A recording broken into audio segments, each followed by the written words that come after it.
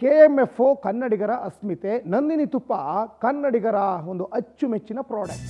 ಆದರೆ ಈ ನಂದಿನಿ ತುಪ್ಪಕ್ಕೆ ಕೆಟ್ಟ ಹೆಸರನ್ನು ತರಲಿಕ್ಕೆ ಕಲಬೆರಕೆ ಪ್ರಕರಣದ ಒಂದಿಷ್ಟು ಕಿಂಗ್ ಪಿನ್ಗಳು ಅರೆಸ್ಟ್ ಆಗಿದ್ದಾರೆ. CCB ಪೊಲೀಸ್ನವರಿಂದ ಪತಿ ಶಿವಕುಮಾರ್, ಪತ್ನಿ ರಮ್ಯಾ ಅರೆಸ್ಟ್ ಆಗಿದ್ದಾರೆ. ಪ್ರಕರಣದ ಕಿಂಗ್ ಪಿನ್ ಆಗಿರುವ ಶಿವಕುಮಾರ್ ಹಾಗೂ ರಮ್ಯಾ ನಕಲಿ ತುಪ್ಪ ತಯಾರಿ ಘಟಕದ ಮೇಲೆ CCB ಅವರು ದಾಳಿಯನ್ನು ಮಾಡ್ತಾರೆ. ತಮಿಳುನಾಡಲ್ಲಿ ನಕಲಿ ತುಪ್ಪ ತಯಾರಿಸ್ತಾ ಇದ್ರು ದಂಪತಿ ಅಂತ ಗೊತ್ತಾಗ್ತಾ ಇದೆ.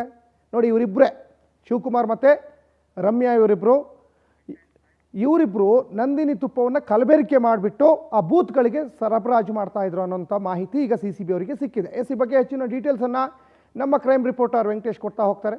ವೆಂಕಟೇಶ್, KMFO ಅಥವಾ ನಂದಿನಿ ಪ್ರಾಡಕ್ಟು ಕನ್ನಡಿಗರ ಅಸ್ಮಿತೆ, ಅಚ್ಚುಮೆಚ್ಚು, ಇದಕ್ಕೆ ಮಸಿ ಬಳಿಯುವಂತಹ ನಿಟ್ಟಿನಲ್ಲಿ ಅಥವಾ ದುಡ್ಡು ಮಾಡಬೇಕು ಅಂತ ದುರಾಸೆಯಲ್ಲಿ ಕಲಬೆರಕೆ ಆಗ್ತಾ ಇದೆ. ಇಬ್ಬರು ಸಿಕ್ಕಾಕೊಂಡಿದ್ದಾರೆ. ಏನಿದೆ ಹೆಚ್ಚಿನ ಡೀಟೇಲ್ಸ್?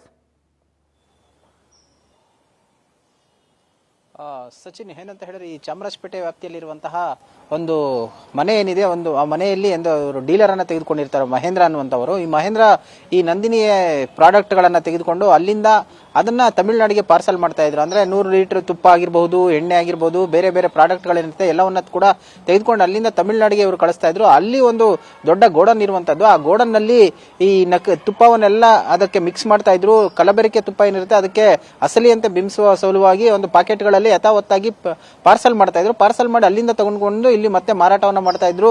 ಇದೇ ಒಂದು ಜಾಲವನ್ನ ಬೆನ್ನತ್ತಿದಂತಹ KMF ನ ಅಧಿಕಾರಿಗಳು ಜೊತೆಗೆ CCB ತಂಡ ಕೂಡ ಆಗ ಈ ಒಂದು ಕೃತ್ಯ ಏನು ಎಸಗ್ತಾ ಇದ್ದಾರೆ ಅದರ ಬಗ್ಗೆ ಮಾಹಿತಿಯನ್ನ ಸಿಗುತ್ತೆ. ಆಗ ಅಲ್ಲಿ ಹೋದಂತಹ ಸಂದರ್ಭದಲ್ಲಿ ಈ ಆರೋಪಿಗಳೆಲ್ಲರೂ ಕೂಡ ಸಿಗ್ತಾರೆ.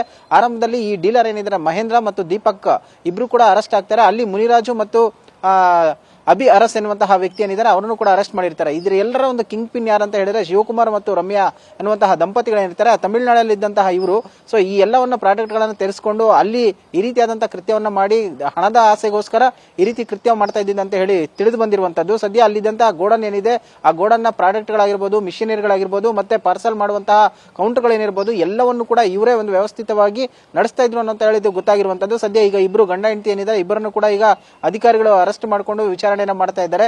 ಹೋಲ್ಸೇಲ್ ಆಗಿ ಬೇರೆ ಕಡೆ ಎಲ್ಲಾದ್ರೂ ಇದೇ ರೀತಿಯಾಗಿ ಮಾಡ್ತಾ ಇದ್ರ ಅಥವಾ ಬೆಂಗಳೂರಿನ ಒಂದೇ ಭಾಗಕ್ಕೆ ಇವರು ಸಪ್ಲೈ ಮಾಡ್ತಾ ಇದ್ರ, ರಾಜ್ಯದ ವಿವಿಧ ಏನು ಡೀಲರ್ ಗಳೇನಿದ್ರೆ ಅವರಿಗೂ ಕೊಡ್ತಿದ್ರ ಅನ್ನೋದ್ರ ಬಗ್ಗೆ ಕೂಡ ಈಗ ತನಿಖೆಯನ್ನ ಮಾಡ್ತಾ ಇದ್ದಾರೆ. ಸದ್ಯ ಹಣದ ಆಸೆಗೋಸ್ಕರ ಈ ರೀತಿಯಾದಂತಹ ಒಂದು ಕನ್ನಡಿಗರ ಹೆಮ್ಮೆ ಆಗಿರುವಂತಹ KMF ಬ್ರಾಂಡ್ ಏನಿದೆ ಇದನ್ನ ನಕಲಿ ಮಾಡಿ ಜನರಿಗೆ ಒಂದು ಅನಾರೋಗ್ಯ ತರುವಂತಹದ್ದು ಮತ್ತೆ ದುರಾಸೆಯಿಂದಾಗಿ ಹಣವನ್ನು ಮಾಡುವ ಉದ್ದೇಶದಿಂದ ಈ ರೀತಿಯಾಗಿ ಕೃತ್ಯವನ್ನ ಎಸಗಿರುವಂತಹದ್ದು. ಸಚಿನ್, ಧನ್ಯವಾದ ವೆಂಕಟೇಶ್ ತಮ್ಮೆಲ್ಲ ಡೀಟೇಲ್ಸ್ಗಾಗಿ.